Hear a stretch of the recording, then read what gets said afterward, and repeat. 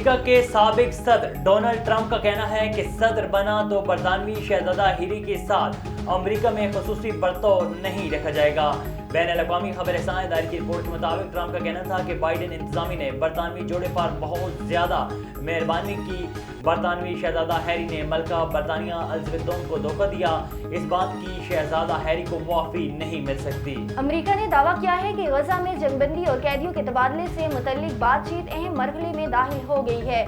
White house کے قومی سلامتی کے مشیر جیک سلیوان نے کہا ہے کہ اسرائیل، مصر، قطر اور امریکہ نے عارضی جنگ بندی کا اعلان کرنے کے لیے قیدیوں کے معاہدے کے بنیادی نکات پر سمجھوتہ کر لیا ہے۔ یہ معاہدہ بات چیت کے آخری مرحلے میں ہے۔ قطر اور مصر کے درمیان حماس کے ساتھ بالواسطہ بات چیت ہونی چاہیے۔ جو بائیڈن نے ابھی تک رفح آپریشن کے حوالے سے اسرائیل کا منصوبہ نہیں دیکھا ہے۔